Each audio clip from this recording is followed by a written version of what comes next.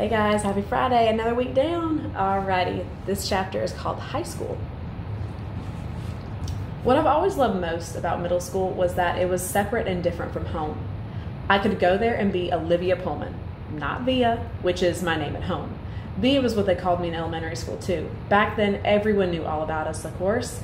Mom used to pick me up after school and August was always in the stroller. There weren't a lot of people who were equipped to babysit for Augie, so Mom and Dad brought him to all my class plays and concerts and recitals, all the school functions, the bake sales and the book fairs. My friends knew him, my friends' parents knew him, my teachers knew him, the janitor knew him. Hey, how you doing, Augie? He'd always say and give August a high five. August was something of a fixture at PS 22. But in middle school, a lot of people didn't know about August. My old friends did, of course, but my new friends didn't. Or if they knew, it wasn't necessarily the first thing they knew about me. Maybe it was the second or third thing they hear about me. Olivia? Oh yeah, she's nice. Did you hear she has a brother who's deformed? I always hated that word, but I knew it was how people described Augie, and I knew these kinds of conversations probably happened all the time out of earshot, every time I left the room at a party or bumped into groups of friends at the pizza place. And that's okay. I'm always going to be the sister of a kid with a birth defect. That's not the issue. I just don't always want to be defined that way. The best thing about high school is that hardly anybody knows me at all, except Miranda and Ella, of course, and they know not to go around talking about it.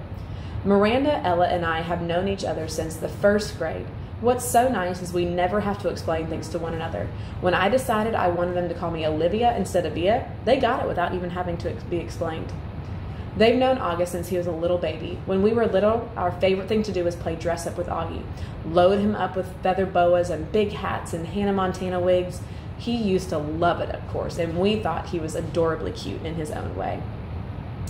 Ella said he reminded her of E.T., so she didn't say this to be mean, of course, though maybe it was a little bit mean. The truth is, there's a scene in the movie when Drew Barrymore dresses E.T. in a blonde wig, and that was a ringer for Augie in our Miley Cyrus heyday. Throughout middle school, Miranda, Ella, and I were pretty much our own little group, somewhere between super popular and well-liked. Not brainy, not jocks, not rich, not druggies, not mean, not goody-goody, not huge, not flat. I don't know if the three of us found each other because we were so alike in so many ways, or that because we found each other we'd become so alike in many ways. We were so happy when we all got into Faulkner High School. It was such a long shot that all three of us would be accepted, especially when almost no one else from middle school was.